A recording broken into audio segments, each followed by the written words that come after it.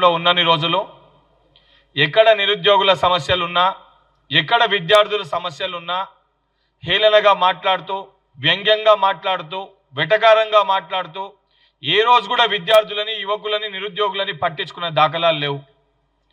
TSPSC ప్రక్షాళన చేయాలి, టీఎస్పీఎస్సీలో paper leakage అయిందని అనేక సందర్భాల్లో ముర్ర పెట్టుకున్నా, విద్యార్థులు దాని గురించి రిప్రజెంటేషన్ ఇయ్యనీకి వెళ్ళినా ఒక్కరోజు కూడా కల్వకుంట్ల తారక రామారావు గారు అందుబాటులో లేకుండే. పోలీస్ రిక్రూట్మెంట్ బోర్డుకి సంబంధించి లాంగ్ జంప్ సమస్యలున్నా, సంబంధించిన రిజర్వేషన్ సమస్యలున్నా, హారిజాంటల్ వర్టికల్ సమస్యలున్నా కనీస అవగాహన లేకుండా ఏ రోజు కూడా విద్యార్థులతోటి మాట్లాడి ఆ సమస్యల్ని పరిష్కరించే ప్రయత్నం చేయలే.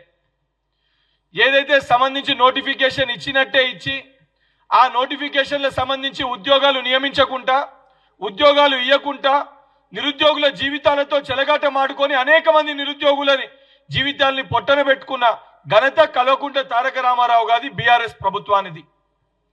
అవన్నిటినీ పక్కన పెట్టి ఏదైతే జియో 46ని తీసుకొని వచ్చి జియో 46ని ఉద్దేశపూర్వకంగా ఏదైతే మెరిట్ ప్రకారంగా కాకుండా ఉద్దేశపూర్వకంగా ఏదైతే బీఆర్ఎస్ పార్టీ వీక్గా ఉన్న కొన్ని జిల్లాల్లో ఉన్న విద్యార్థులకు అన్యాయం చేయాలని చెప్పి ఆ జియోని తీసుకొచ్చినప్పుడు అనేక సందర్భాల్లో ఇది మెరిట్ ప్రకారంగా వస్తలేదు, ఇబ్బంది జరుగుతుంది, ఈ జియో 46 పైన ఆలోచించాలి, పునరాలోచించి డెసిషన్ తీసుకోవాలని చెప్పి వారికి అనేక సందర్భాల్లో నేను అనేక విద్యార్థి సంఘాలు కూడా రిప్రజెంటేషన్స్ ఇస్తే ఏ రోజు కూడా దాన్ని పరిగణలోకి తీసుకోలే. ఆ రిప్రజెంటేషన్స్ని కూడా ఇది జరిగేది కాదు, మేము తీసుకొచ్చింది కరెక్టే అని చెప్పి చాలా వ్యంగ్యంగా ఆ విద్యార్థులను హేళన చేసినట్టు మాట్లాడినరు.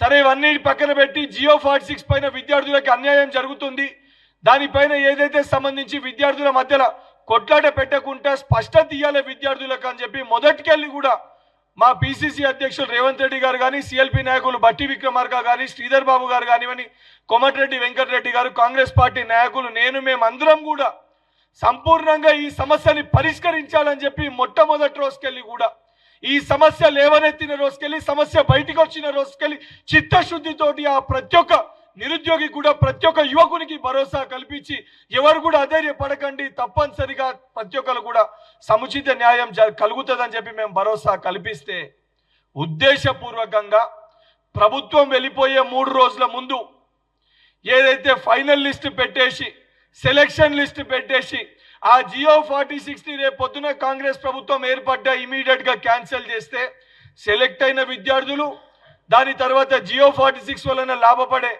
నష్టపోయిన విద్యార్థులు ఇద్దరు మధ్యలో కొట్లాట పెట్టి తమాషా చూసే ప్రయత్నం కల్వకుంట్ల తారక రామారావు చేసిండు. అవన్నిటినీ మర్చిపోయి నిన్న వరంగల్ జిల్లాలో ఏదైతే సంబంధించి మీటింగ్లో మాట్లాడుతూ మేము మళ్ళీ ప్రభుత్వంలోకి వస్తామనుకున్నాము, వచ్చేస్తే మేము యాక్చువల్గా జియో 46 పైన పునరాలోచించి డెసిషన్ తీసుకున్నాం అనుకున్నాము, కానీ ఎలక్షన్ కోడ్ వలన మేము చేయలేకపోయినామని చెప్పి పచ్చి అబద్ధాలు మాట్లాడుతుండు. ఎందుకంటే చాలా స్పష్టంగా 3 రోజుల ముందు సెలక్షన్ లిస్ట్ పెట్టింది మీరు, ఈరోజు అంశాన్ని మీరు బయటికి తీసుకొచ్చింది మీరు, ఆ సమస్య సృష్టికర్తలు మీరు. నీకు మాట్లాడే అర్హత లేదు, నిరుద్యోగుల గురించి మాట్లాడే అర్హత లేదు. ఆఖరికి ఎలక్షన్ సమయంలో ఒక చెల్లె ఏదైతే ఇదే చిక్కడపల్లి పరిధిలో ఒక చెల్లె ఆత్మహత్య చేసుకుంటే దాన్ని కూడా మిస్లీడ్ చేసి ఆ కుటుంబ సభ్యులని తీసుకొని వచ్చి ఆ కుటుంబ సభ్యుల్ని కిడ్నాప్ చేసి ఆ కుటుంబ సభ్యులతోటి లేదు వేరే అంశమైంది మా కుటుంబ సమస్య అని చెప్పి ఆ కుటుంబాన్ని కూడా పట్టించుకోకపోతే ఈ రోజు కూడా పాపం మా కుటుంబం బాధపడుతుంది. ఇవన్నిటినీ కూడా మర్చిపోయి నిరుద్యోగులని, పట్టభద్రులని ఓట్లు అడిగే హక్కు బీఆర్ఎస్ పార్టీకి కానీ బీజేపీ పార్టీకి కానీ లేదు. 100% జియో 46 పైన కాంగ్రెస్ ప్రభుత్వం అధికారంలోకి రాగానే జియో 46 అంశం పైన గౌరవ ముఖ్యమంత్రి గారు, సంబంధించిన శాఖ ఏదైతే సంబంధించి మంత్రి శ్రీధర్ బాబు గారితో, దానితో పాటు అడ్వకేట్ జనరల్ గారు, చీఫ్ సెక్రటరీ గారు, ప్రిన్సిపల్ సెక్రటరీ గారితో, ఆ సంబంధించిన రిక్రూట్మెంట్ బోర్డు చైర్మన్ గారితో సంపూర్ణంగా దానిపైన ఒక మీటింగ్ కండక్ట్ చేసి సుమారు 2 గంటల పాటు చర్చించి న్యాయపరమైన చిక్కులు ఏ విధంగా ఉంటే ఏ రకంగా ముందుకెళ్ళాలి, ఏ రకంగా ఈ విద్యార్థులకి న్యాయం చేకూర్చాలన్న ఉద్దేశంతో ప్రెసిడెన్షియల్ ఆర్డర్ ఏ రకంగా ఉంది అన్నిటినీ ఆలోచించి కేబినెట్ సబ్ కమిటీని కాంగ్రెస్ పార్టీ ఏర్పాటు చేసింది, కాంగ్రెస్ ప్రభుత్వం ఏర్పాటు చేసింది. కాంగ్రెస్ ప్రభుత్వం కేబినెట్ సబ్ కమిటీని ఏర్పాటు చేసి దాంట్లో సభ్యులుగా జియో 46 అంశం 317 ఈ రెండింటిని కూడా కేబినెట్ సబ్ కమిటీని ఏర్పాటు చేసి దానిపైన దామోదర్ రాజనరసింహ గారిని, శ్రీధర్ బాబు గారిని, పొన్నం ప్రభాకర్ గారు ముగ్గురు మంత్రులతోటి కమిటీని ఏర్పాటు చేసిన 4-5 రోజులకు ఎలక్షన్ కోడ్ వచ్చింది. తప్పనిసరిగా ఎలక్షన్ కోడ్ అయిపోగానే ఏదైతే సంబంధించి మొన్న మంత్రి గారితో కూడా శ్రీధరన్తో కూడా మాట్లాడితే శ్రీధర్ బాబు గారు కూడా చెప్పడం జరిగింది. కేబినెట్ సబ్ కమిటీ దీనిపైన కూర్చొని న్యాయపరంగా, లీగల్గా, కోర్టు పరంగా ఏ విధంగా చిక్కులు రాకుండా, ఉద్యోగం వచ్చిన పిల్లలకి అన్యాయం జరగకుండా, జియో 46 వలన నష్టపోయిన పిల్లలకి న్యాయం చేసే విధంగా తప్పనిసరిగా ప్రభుత్వము, ముఖ్యమంత్రి గారి నేతృత్వంలో కాంగ్రెస్ ప్రభుత్వము తప్పనిసరిగా ఈ ప్రతి ఒక్క విద్యార్థి కూడా న్యాయం చేకూరుస్తాము. ఆ బాధ్యత మా పైన ఉంది. తప్పనిసరిగా మేము ఇచ్చిన మాటకి కట్టుబడి ఉంటాం. దానితో పాటు 317 జియో 46 ఈ రెండు అంశాలపైన కేబినెట్ సబ్ కమిటీ ఉంది. కూర్చొని నివేదిక చేసి దాంతో అడ్వకేట్ జనరల్ గారితో కూడా మాట్లాడి ప్రభుత్వం దీనిపైన సంపూర్ణ స్పష్టతతో ఉంది. ఏ రకమైన అన్యాయం జరగకుండా, రెండు వర్గాల తెలంగాణలో ఏ బిడ్డకి అన్యాయం జరగకుండా తప్పనిసరిగా దానిపైన డెసిషన్ తీసుకుంటామనే ఒక భరోసాని కూడా ప్రతి ఒక్క యువకునికి మేము కల్పిస్తున్నాము. దానితో పాటు ఏదైతే జాబ్ క్యాలెండర్ అంశానికి సంబంధించి కూడా కాంగ్రెస్ పార్టీ జాబ్ క్యాలెండర్ విడుదల చేయలేదని చెప్పి బీఆర్ఎస్ పార్టీ, బీజేపీ పార్టీ నాయకులు మాట్లాడుతున్నారు. అరే 10 సంవత్సరాలు రాష్ట్రంలో అధికారంలో ఉన్న మీరు, 10 సంవత్సరాలు కేంద్రంలో అధికారంలో ఉన్న బీజేపీ పార్టీ, మీరు ఇచ్చిన ఉద్యోగాలన్నీ, మీరు ఇచ్చిన ఏ ఒక్క అంశాన్ని కూడా మీరు నెరవేర్చకుండా 2 కోట్ల ఉద్యోగాలు ఇస్తా అని చెప్పి నువ్వు మోసం చేసినావు. 2 లక్షల ఉద్యోగాలు ఇస్తా అని చెప్పి రాష్ట్రంలో నువ్వు మోసం చేసినావు. ఈ రోజు పట్టభద్రుల ఎన్నికలు రాగానే ఈ రోజు యువకులని ఏదైతే సంబంధించి 3 నెలల్లో కాంగ్రెస్ పార్టీ అధికారంలోకి రాగానే టీఎస్పీఎస్సీ ప్రక్షాళన చేసినాము. ఏదైతే 30,000 ఉద్యోగ పత్రాలని కోర్టు కేసుల్లో ఉంటే వాటన్నిటి కూడా జియోలు ఇచ్చి సంపూర్ణంగా స్పష్టతతోటి హారిజాంటల్, వర్టికల్ కానీ, జియో 56 కానీ అనేక అంశాలు కానీ, ఏదైతే టెట్ నిర్వహించడం కానీ లేదా మెగా డిఎస్సి ఇవ్వడం కానీ, ఇవన్నిటిపైన సంపూర్ణంగా 3 నెలల్లో ఈ రోజు యువకులకి ఉద్యోగాలు వస్తే అని ఒక భరోసాని గౌరవ ముఖ్యమంత్రి గారు యువకులకి కల్పించడం జరిగింది. దానితో పాటు తప్పనిసరిగా జాబ్ క్యాలెండర్ని కూడా, ఎందుకంటే ఈ అకాడమిక్ ఇయర్ డేట్స్ అన్ని కూడా గతంలో పెండింగ్ లో ఉన్న జాబ్ డేట్స్ ఫిబ్రవరిలో ప్రక్షాళన అయి ఫిబ్రవరిలో టీఎస్పీఎస్సీ సంబంధించి కొత్త బోర్డుని, కొత్త చైర్మన్ గారిని అపాయింట్ చేయడం జరిగింది. అయిన తర్వాత జాబ్ క్యాలెండర్ ఈ పెండింగ్ ఉన్న డేట్స్ అన్ని కూడా ఈ ఇయర్ సంబంధించి ఈ డేట్స్ అన్ని ఎగ్జామ్స్ అయిపోయినాక తప్పనిసరిగా నెక్స్ట్ అకాడమిక్ ఇయర్ కి తప్పనిసరిగా కాంగ్రెస్ పార్టీ చెప్పిన మాట పరంగా గౌరవ ముఖ్యమంత్రి గారు దానిపైన ఆలోచించి ఎలక్షన్ కోడ్ అయిపోయినాక 100% జాబ్ క్యాలెండర్ ని కూడా ప్రకటించడం జరుగుతుంది. ఏదైతే తెలంగాణ రాష్ట్ర వ్యాప్తంగా ఉన్న ఉమ్మడి ఏదైతే ఖమ్మం, వరంగల్, నల్గొండ 3 జిల్లాల్లో ఉన్న నా యువ సోదరులకి, అదేవిధంగా పట్టభద్రులకి, ప్రతి ఒక్కరు కూడా ఇది మన ప్రభుత్వము, మన సమస్యల్ని పరిష్కరించుకోనీకి మనం ప్రతి ఒక్కరం కూడా ఈ ప్రభుత్వాన్ని మనం రావాలని చెప్పి మనము గెలిపించుకున్నాము. మన గౌరవ ముఖ్యమంత్రి గారు కూడా తప్పనిసరిగా యువకులకి పెద్దపీట వెయ్యాలి, యువకుల ప్రతి ఒక్క సమస్యని పరిష్కరించాలి, ఉద్యోగాలు ఇవ్వాలని చెప్పని ఒక సంకల్పంతో ఉన్నారు. దానితో పాటు ఏదైతే యువకులుగా ప్రభుత్వంలో ఉన్న నేను కానీ, రాజ్యసభ సభ్యుడు అనిల్ కుమార్ యాదవ్ కానీ, ఏదైతే సంబంధించి వివిధ కార్పొరేషన్ చైర్మన్లను కూడా యువకులుగా మేము మీ మధ్యలోకి వెళ్ళి వచ్చిన విద్యార్థులు మేము మీకు అందుబాటులో ఉన్నాము. మీ ప్రతి ఒక్క సమస్యని తప్పనిసరిగా మేము పరిష్కరిస్తాము. ఏదన్నా సమస్య పరిష్కారం కాకుండా ఆలస్యమైన 100%గా కమిట్మెంట్ తోటి, డెడికేషన్ తోటి మీకు సమాధానం చెప్పి జవాబుదారీతనంగా ఉండే బాధ్యత కూడా మా పైన ఉంది. అదేవిధంగా మేము ఉంటాము. ఈ జరగబోయే పట్టభద్రుల ఎన్నికల్లో కూడా ఏదైతే సంబంధించి ఈ యొక్క కల్వకుంట్ల తారక రామారావు కానీ, బీజేపీ పార్టీ నాయకుల మాటలు వినకుండా పెద్ద ఎత్తున ప్రశ్నించే గొంతుకగా కాంగ్రెస్ పార్టీ పక్షాన తీన్మార్ మల్లన్న గారిని అభ్యర్థిగా ప్రకటించడం జరిగింది. తప్పనిసరిగా మల్లన్నని గెలిపిస్తే ఇవన్నీ అంశాలపైన వారికి కూడా సంపూర్ణ అవగాహన ఉంది. ఇవన్నీ సమస్యల పరిష్కారానికై ఎమ్మెల్సీలో నేను, నాతో పాటు తోడుగా మల్లన్న ఇద్దరం కూడా ముఖ్యమంత్రి గారి దగ్గరికి ప్రతి సమస్యను కూడా వివరించి, సమస్యలపైన అవగాహన ఉన్న వ్యక్తులుగా ప్రతి సమస్య గురించి సంపూర్ణంగా వారికి వివరించి ప్రతి సమస్యని పరిష్కరిస్తామని చెప్పి ఒక సంపూర్ణ బాధ్యత ప్రతి ఒక్క యువకునికి, పట్టభద్రులకు భరోసాని కల్పిస్తున్నాము. మీరందరూ కూడా మరొకసారి కల్వకుంట్ల తారక రామారావు గారు నిజంగా మీకు చిత్తశుద్ధి ఉంటే, అసలు జియో 46 అంశం ఉంటే, జియో 46 పైన మేము ప్రభుత్వానికి నివేదిక పంపించినాము, మేము సంబంధించి రిపోర్టు పంపించినామన్నారు. నిజంగా నువ్వు చెప్పిన మాటలు వాస్తవం అయితే నువ్వు పంపించిన రిపోర్ట్ ఏంది, నువ్వు పంపించిన డాక్యుమెంట్ ఏంది, ఎవిడెన్స్ బయట పెట్టాలని చెప్పి డిమాండ్ చేస్తున్నాము. ఇవన్నిటినీ పక్కన పెట్టి నీ రాజకీయ లబ్ధి కోసము ఈరోజు యువకులని నువ్వు వాడుకునే ప్రయత్నం చేస్తే తప్పనిసరిగా తెలంగాణ రాష్ట్ర వ్యాప్తంగా ఉన్న ఏ ఒక్క యువకుడు నేను నమ్మే పరిస్థితి లేదు. ఈరోజు నీ రాజకీయ మాటల కోసం నువ్వు కల్లిబిల్లి మాటలు చెప్తున్నావు అని చెప్పి ఇది యావత్ తెలంగాణ రాష్ట్రం వ్యాప్తంగా ఉన్న విద్యార్థి యువలోకం అందరికీ కూడా తెలుసు. ఇప్పటికన్నా ఇటువంటి మాటలు మాట్లాడొద్దని చెప్పి కల్వకుంట్ల తారక రామారావు గారిని హెచ్చరిస్తున్నాను.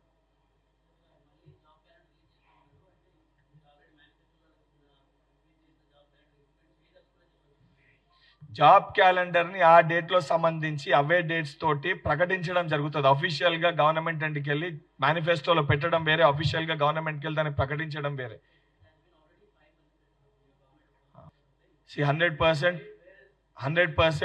100% we are on our word. We are not changing our word. But we have the pending notifications which were about to complete. అంటే పెండింగ్లో ఉన్న నోటిఫికేషన్స్ ఏవైతున్నాయో వీటిని కంప్లీట్ చేసేది ఉండే ఆ డేట్స్కి. సో టీఎస్పీఎస్సీ ప్రక్షాళన అయినాక ఉదాహరణకి దాంట్లో ఫర్ ఎగ్జాంపుల్ ఫిబ్రవరిలో గ్రూప్ 1 కండక్ట్ చేస్తామని అన్నాం. మనకి టీఎస్పీఎస్సీ సంబంధించి ఇవన్నీ పాత డేట్స్.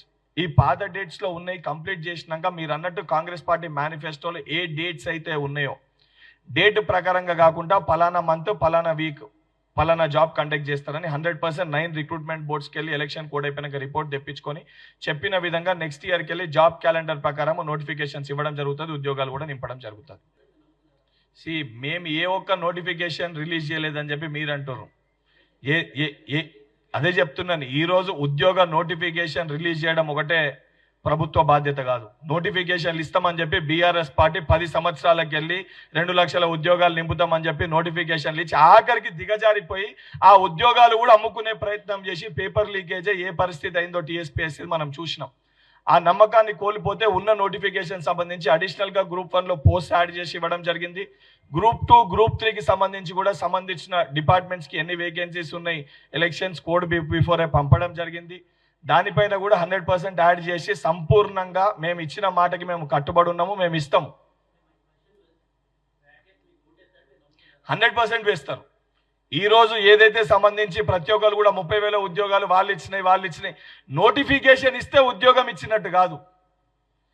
ఉద్యోగ పత్రాలు ఉద్యోగులకు అందజేసిన రోజే నిరుద్యోగి ఉద్యోగిగా మారిన రోజు ఉద్యోగం వచ్చినట్టు.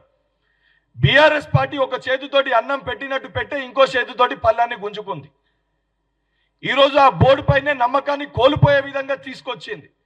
టీఎస్పీఎస్సీలో పేపర్ లీకేజ్ అయితే దేవాలయం లెక్క నేను కూడా ఒక నిరుద్యోగిగా, ఒక మెడికల్ గ్రాడ్యుయేట్గా, ఒక నిరుద్యోగిగా టీఎస్పీఎస్సీని ఒక దేవాలయం లెక్క భావించే టీఎస్పీఎస్సీలో పేపర్ లీకేజ్ చేస్తే ఆ రోజున్న కల్వకుంట్ల చంద్రశేఖర్ రావు గారు కనీసం స్పందించలే. ఎగ్జామ్స్ అన్ని క్యాన్సిల్ అయినాయి. ఇమీడియట్గా ముఖ్యమంత్రి రేవంత్ రెడ్డి గారు ముఖ్యమంత్రి అయిన 3వ రోజే టీఎస్పీఎస్సీ పైన దృష్టి పెట్టి ప్రక్షాళన చేసి కొత్త చైర్మన్ గారిని అపాయింట్ చేసి ఆ నమ్మకాన్ని కల్పించింది రేవంత్ రెడ్డి గారు, కాంగ్రెస్ ప్రభుత్వం. 100% నేనే దానికి సంబంధించి ఏదైతే ఆ రోజు సిబిఐ విచారణకు అప్పచెప్పాలని చెప్పి కోర్టులో పిటిషనర్ నేనే, కేసు కూడా అదే విధంగా ఉంది. 100% టీఎస్పీఎస్సీ పేపర్ లీకేజ్ కారకులైన ప్రతి ఒక్కరిని కూడా మా ప్రభుత్వము కఠినంగా శిక్షిస్తుంది.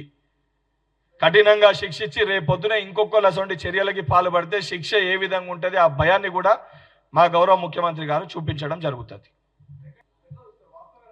ఇప్పుడు హరీష్ రావు గారు 4 నెలలకు వెళ్ళి జీతాలు ఇవ్వలేదని చెప్పని వారు మాట్లాడితే ఈరోజు హేళనగా అనిపిస్తుంది. ఇదే స్టాఫ్ నర్సులు సంబంధించి వాళ్ళకు ఉద్యోగ పత్రాలు రాక వారి సమస్యల పైన కోర్టులో కేసు పెండింగ్ ఉంది. హారిజాంటల్ వర్టికల్ సంబంధించి హరీష్ రావు గారి దగ్గరికి వెళ్తే ఆ సమస్యని పరిష్కరించండి సుప్రీంకోర్టు జడ్జిమెంట్ ఉందంటే కనీసం ఆయన పట్టించుకోలేదు. అండ్ సంబంధించి ఈ శాలరీస్ ఏవైతున్నాయో ఉన్నవి ఏవైతే సరే 1-2 మంత్స్ ఏదైతే సంబంధించి 3 నెలలు పెండింగ్ ఉన్న ఏవైతే ఉన్నాయో 100% వాటి అన్నిటిని కూడా రిలీజ్ చేయడం జరుగుతుంది. దానికి సంబంధించి సంపూర్ణంగా కూడా ఏదైతే సంబంధించి ఈరోజు 1వ తారీఖు సంబంధించి ఉద్యోగులందరూ కూడా జీతాలు పడుతున్నాయి 5వ తారీఖు లోపల. ఆ సంబంధించి 1-2 ఎక్కడన్నా ఉన్నాయి కూడా దాన్ని రెక్టిఫై చేసుకొని తప్పనిసరిగా వారికి ఆ శాలరీస్ని కూడా ప్రభుత్వం ఇచ్చేస్తుంది.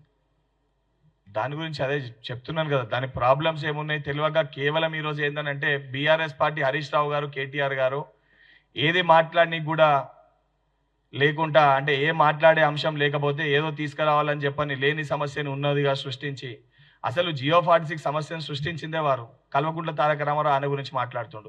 అసలు స్టాఫ్ నర్సులకి నియామకాలు ఇవ్వకుండా పత్రాలను ఆపి దాని కోర్టు కేసు చిక్కుల్లో పెట్టి లీగల్ కాంప్లికేషన్ చేసి కారకులే ఆ ప్రభుత్వం హరీష్ రావు గారు. ఈరోజు ఆయన దాని గురించి మాట్లాడుతుండు. ఇది ఎట్లుందనంటే దొంగతనం చేసిందంతా వాళ్ళు దొంగతనం చేసి ఈరోజు లేదు మేము అప్పుడు ప్రభుత్వంలో ఉన్నాము, మేము చేసినాం దొంగతనం, ఇప్పుడు మేము ప్రతిపక్షంలోకి వచ్చినాం కాబట్టి మేము ఆ రోజు చేసినాయి మేమే ఇప్పుడు తప్పు అని చెప్పి మాట్లాడతామని చెప్పి మాట్లాడుతారు. అవగాహన లేకుండా వారు మాట్లాడుతారు. నిజంగా హరీష్ రావు గారికి కల్వకుంట్ల తారక రామారావు గారికి నేను సూటిగా సవాల్ విసురుతున్నా. నిజంగా 3 నెలల్లో మేము ఏం చేయలేదంటే 3 నెలల్లో మా ప్రభుత్వం ఏం చేసిందో ఏ యూనివర్సిటీ కన్నా నేను వచ్చి నేను చెప్పనీకి సిద్ధంగా ఉన్నా. 10 సంవత్సరాలలో వాళ్ళు ఏం చేసిరో నిజంగా వాళ్ళకి చిత్తశుద్ధి ఉంటే కల్వకుంట్ల తారక రామారావు గారు కానీ హరీష్ రావు గారు కానీ బహిరంగ చర్చకి రమ్మని చెప్పండి. మీకు అదే చెప్తున్నాను. ఏదైతే సంబంధించి ఆ సంస్థాగత మార్పులన్నిటి చేయనీకి ఈరోజు విద్యాశాఖని నేరుగా ముఖ్యమంత్రి గారే వారి దగ్గర పెట్టుకోవడం జరిగింది. అంటే విద్యాశాఖకి మేమిచ్చే మా విద్యాశాఖ పైన మా చిత్తశుద్ధి ఏ రకంగా ఉందనేది మీరు దాంతో మీరు ఆలోచించుకోగలుగుతారు. ఈరోజు స్వయంగా విద్యాశాఖ పైన రివ్యూస్ గౌరవ ముఖ్యమంత్రి గారే చేస్తుండ్రు. ఎందుకంటే ఎడ్యుకేషన్ సిస్టమ్ని మొత్తాన్ని కూడా బీఆర్ఎస్ పార్టీ భ్రష్టు పట్టించేసింది. ఈరోజు ఆ విద్యాశాఖను కూడా కంప్లీట్గా దాన్ని రీవ్యామ్ చేసి మళ్ళీ ఏదైతే సంబంధించి యూనివర్సిటీ వైస్ ఛాన్సలర్స్ కానీ ఇవన్నింటినీ కూడా ప్రాపర్ వేలో తీసుకురావాలని చెప్పి ముఖ్యమంత్రి గారు రివ్యూ చేస్తున్నారు. 100% ఆ రెక్టిఫికేషన్స్ అన్ని కూడా చేసుకొని నెక్స్ట్ అకాడమిక్ ఇయర్లో ఎవరు చూడని విధంగా ఎన్నడూ లేని విధంగా విద్యాశాఖని మీరు చూడబోతున్నారు. అవన్నీ పార్టీ సంబంధించి పార్టీలైన పార్టీ సభ్యులు చూస్తారమ్మా, అధిష్టానం చూస్తారు. అదే హరీష్ రావు గారికి అవగాహన లేకుండా మరి వాళ్ళు 10 సంవత్సరాలు ఉన్నప్పుడు కంప్లీట్గా ప్రాసెస్ అయినప్పుడు ఎందుకు ఉద్యోగ పత్రాలు ఇవ్వలేదు? ఇప్పుడు బిస్వాల్ కమిటీ ఇన్ని ఖాళీలు ఉందని చెప్పి మెన్షన్ చేయడం జరిగింది. ఎందుకు దాదాపు 2017కి వెళ్ళి ఉన్న ఖాళీని ఎందుకు భర్తీ చేయలేకపోయినరు? వాళ్ళు పొలిటికల్ మోటివ్ తోటి ఉద్దేశపూర్వకంగా ఎలక్షన్ వరకు ఉద్యోగాలన్నీ ఆపి ఎలక్షన్స్ బిఫోర్ ఒక స్టంట్ లెక్క ఉద్యోగ నియామకాలని వాడుకొని రాజకీయ లబ్ధి పొందుదామని బీఆర్ఎస్ పార్టీ ప్రయత్నించింది. సో పెండింగ్లో ఉన్న చిక్కుముడ్లని తీసేసి ఉద్యోగాలు ఇవ్వడం కూడా ఒక నిరుద్యోగిని ఉద్యోగం ఇచ్చినట్టు మార్చినట్టే కదా. అండ్ ఏదైతే సంబంధించి పెండింగ్లో ఉన్న ఏదైతే అదనపు నోటిఫికేషన్స్ అన్నింటినీ కూడా మేము కట్టుబడి ఉన్నాము, మేము చేస్తామంటున్నాము. మేము ఎక్కడ కూడా ముఖ్యమంత్రిగా మేము ఎక్కడ చెప్పినా మేము ఇస్తానమా మేము ఇవ్వాలి, మేము మాట మారుస్తలేము. మేము చెప్పిన ప్రతి హామీకి మేము కట్టుబడి ఉన్నాము, ప్రతి హామీని మేము నెరవేరుస్తాము. అరే 3 నెలల్లో తట్టుకోలేక 3 నెలల్లో ఏం చేసిరు అంటే 10 సంవత్సరాలు మీరు ఏమీ చేయలేదు. మేము ప్రతిదీ కూడా మీరు ఏదైతే సంబంధించి మీరు చేసిన ప్రతి ఒక్క ఘోరాన్ని ప్రతి ఒక్క అన్యాయాన్ని మీరు ఏదైతే సంబంధించి ఇచ్చే ఉద్దేశం లేక మీరు బలి తీసుకుర్రు. ఈరోజు ప్రతి దాన్ని కూడా మేము చేసి తీరుతామని చెప్పి మేము కట్టుబడి ఉన్నాము. ఇంకోటి ఎక్కడైనా మేము చేయలేకపోయినా ఎవరైనా సంబంధించి మా పైన ఈ సమస్య ఉందని చెప్పినా మేము నేరుగా ఆ సమస్య దగ్గరికి వెళ్ళి వాళ్ళతో మాట్లాడడం జరుగుతుంది. ఆ సమస్య ఏందని ఈరోజు ప్రజా పరిపాలన మీరు చూస్తుర్రు. ఎలక్షన్ మీకు అదే చెప్తున్నా, మీకు అదే చెప్తున్నా. ఏదైతే సంబంధించి దానిపైన ఒక సెర్చ్ కమిటీ వేసి యూనివర్సిటీ వీసీల నియామకం అనేది కేవలము తాత్కాలికంగా పొలిటికల్ బెనిఫిట్ కోసమో పొలిటికల్ మోటివ్ తోటో వేసేది కాదు. దానిపైన సంపూర్ణంగా ఆలోచించి, ఎందుకంటే రేపు పొద్దున మా ప్రభుత్వం యూనివర్సిటీలో స్టాఫ్ ఏదైతే లేదో ఆ స్టాఫ్ రిక్రూట్మెంట్ కూడా చేయాలని అనుకుంటుంది. స్టాఫ్ రిక్రూట్మెంట్ చేసి కంప్లీట్గా యూనివర్సిటీస్ని ప్రక్షాళన చేయాలంటే కరెక్ట్ ప్రాపర్ వ్యక్తిని వీసీగా నియమించాలి. 100% ఏదైతే సంబంధించి జూన్ ఎండింగ్ లోపల సంపూర్ణంగా ప్రతి యూనివర్సిటీ కూడా వైస్ ఛాన్సలర్ని మా ముఖ్యమంత్రి గారు నియమించడం జరుగుతుంది, మా ప్రభుత్వం నియమిస్తుంది. మీకు అదే చెప్తున్నాను నా విద్యా సంస్థ ప్రారంభం అవుతుంది, దానికి సంబంధించి రివ్యూ అనేది ఏం చేస్తారు అనేది ముఖ్యమంత్రి గారు 100% దాన్ని రివ్యూ చేసి సంబంధించిన డెసిషన్స్ అనేవి తీసుకోవడం జరుగుతుంది.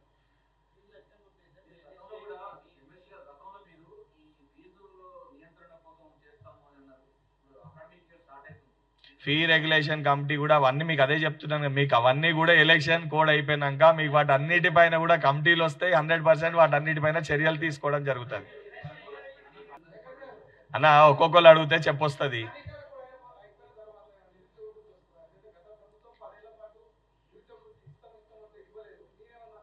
అది మీకు అదే చెప్తున్నాను. దానికి సంబంధించి దానికి ప్రాపర్ గైడ్ లైన్స్ పెట్టి ఏ రకంగా ఉందో డేటా తీసుకొని దానికి సంబంధించి ఎంతమంది డేటా ఉందో అన్ని కలెక్ట్ చేసి 100% దాన్ని కూడా మా మేనిఫెస్టోలో ఉన్న దాన్ని కూడా అతి త్వరలో ఇంప్లిమెంట్ చేయడం జరుగుతుంది. ఇప్పుడు ఫీ రెగ్యులేషన్స్ కమిటీకి సంబంధించి corporate private system, public private corporate 3 system అయిపోయింది.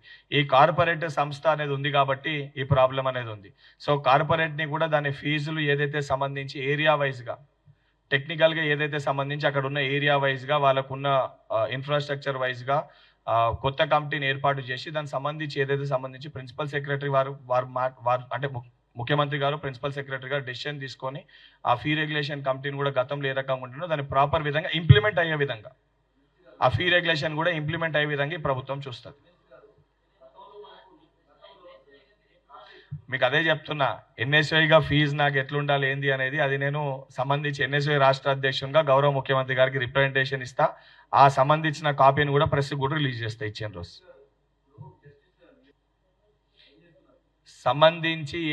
సంబంధించి మీరు అనేది కార్పొరేట్ కాలేజీలు 1-2 యాజమాన్యాల గురించి మీరు మాట్లాడుతుండ్రు.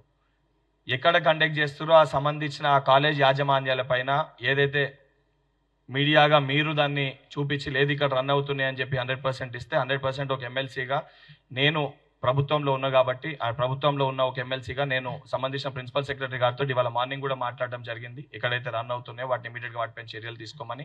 కొన్ని ఏవైతే యాజమాన్యాలు కూడా ఏదైతే పేపర్ యాడ్స్, టీవీ యాడ్స్ ఇల్లీగల్గా ఏదైతే ఇవ్వనివి ఇచ్చిర్రో దానిపైన కూడా వాళ్ళకి సంబంధించిన ఫైన్స్ని కూడా పంపివ్వడం జరిగింది. అండ్ మీడియా వాళ్ళకు కూడా నా విజ్ఞప్తి, ఏదైతే సంబంధించి కొన్ని యాడ్స్ని ఏవైతే ప్రచారం చేయకూడదో కొన్ని కార్పొరేట్ సంస్థలై ఇల్లీగల్గా విచ్ ఇస్ నాట్ కరెక్ట్, అంటే ఆ రకమైన యాడ్స్ని ర్యాంకులు వచ్చిన ఏవైతే ప్రచారం చేయొద్దో అటువంటి వాటిని కూడా ప్రచారం చేయొద్దు అని రిక్వెస్ట్.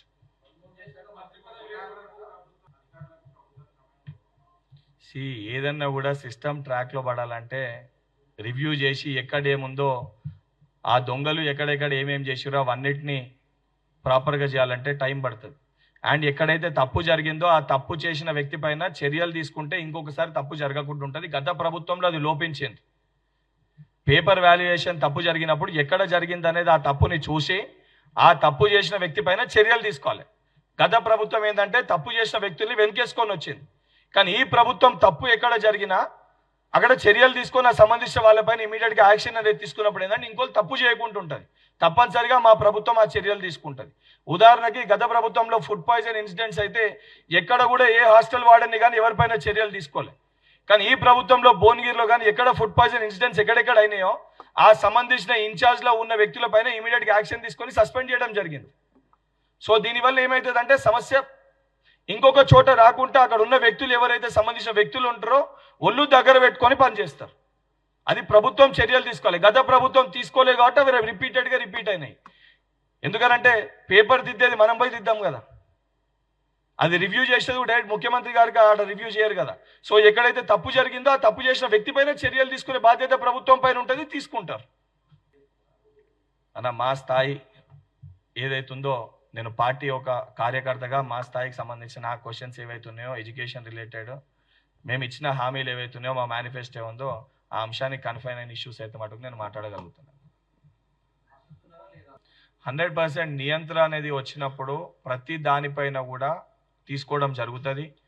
అండ్ ఏదైతే సంబంధించి ఈ ప్రైవేట్ యూనివర్సిటీలు అయితే కూడా కొన్ని మా గురునానక్ కానివ్వండి, ఏదైతే శ్రీనిధి కానివ్వండి, లాస్ట్ టైం ప్రైవేట్ యూనివర్సిటీస్ పైన కూడా కొట్లాడింది మేమే, దానికి సంబంధించి ఆపింది మేమే, వాటిని క్యాన్సిల్ చేయించింది కూడా మేమే. సో 100% ఈ డొనేషన్స్ని తీసుకోకుండా కూడా, ఎందుకనంటే ఇవన్నీ అంశాలపైన 9 సంవత్సరాలకు వెళ్ళి పోరాడిన వ్యక్తిగా, ప్రతి సమస్య పైన అవగాహన ఉన్న వ్యక్తిగా నాకున్న ఇన్పుట్స్ అన్నీ కూడా నేను సంబంధించి గౌరవ ముఖ్యమంత్రి గారికి ఇవ్వడం జరిగింది. ఆ సంబంధించిన అడ్వైజర్ గారికి కూడా వేం నరేందర్ రెడ్డి గారు కూడా ఇవ్వడం జరిగింది. ఇంకా వేరే ఎక్కడన్నా సమస్యలు ఉన్నా మా దృష్టికి వస్తే ఇమీడియట్గా ప్రిన్సిపల్ సెక్రటరీ గారితో హైయర్ ఎడ్యుకేషన్తో మాట్లాడి కూడా చర్యలు కూడా తీసుకోవడం జరుగుతుంది. అంటే బాధ్యతతోటి పనిచేస్తున్నప్పుడు భయపడాల్సిన అవసరం లేదమ్మా. మాకు బాధ్యత ఉంది మా ప్రభుత్వానికి. ఎక్కడ కూడా టీఎస్పీఎస్సీ బోర్డుని మేము ఇండిపెండెంట్ బాడీ లెక్క దాని ఫంక్షనింగ్ దాన్ని చేసుకొని ఇస్తున్నాం. గత ప్రభుత్వం ఏంటంటే వీళ్ళ సొంత లాభాల కోసం అందులో ఏలు పెట్టింది కాబట్టి పేపర్ లీకేజ్ అయింది. మా ప్రభుత్వంలో ఎవరం కూడా టీఎస్పీఎస్సీ అదొక ఇండిపెండెంట్ సంస్థ, దాని పని అది చేసుకున్నంతసేపు ఇబ్బంది ఏం కలగదు. గత ప్రభుత్వంలో ఏంటంటే వీళ్ళ సొంత లాభాల కోసం మంత్రులు సంబంధించి కేటీఆర్ గారు వారు పిఏలో అందులో ఇన్వాల్వ్ అయ్యారు కాబట్టి ఆ సమస్యలు ఏమనెత్తింది. మాకు ఎటువంటి భయం లేదు, మాకు సంపూర్ణ నమ్మకం ఉంది. 100% ట్రాన్స్పరెంట్గా ఏదైతే సంబంధించి లాస్ట్ టైం ఏవైతే ఇష్యూస్ వచ్చినాయి వాటి అన్నింటినీ కూడా పరిగణలో తీసుకొని ఎక్కడ కూడా తప్పు జరగకుండా ఎగ్జామ్స్ నిర్వహిస్తారని చెప్పి సంపూర్ణ నమ్మకం ఉంది. మేము వచ్చి మీకు అదే చెప్తున్నా, ఆ సంబంధించి దానిపైన నేనే పిటిషనర్గా ఉన్నా. నేను కేసు విత్డ్రా చేసుకుంటే మీరు అన్నదానికి కరెక్ట్ అవుతుంది. ఇంకా కోర్టులో కేసు పెండింగ్ ఉంది. ఆ సిట్ సంబంధించి ఆ సిట్ తోటి కంటిన్యూ చేయడం, ఆ నివేదిక ఏందో దానిపైన ముఖ్యమంత్రి గారు రివ్యూ చేసి సంబంధించిన వాళ్ళపైన 100% చర్యలు తీసుకోవడం జరుగుతుంది.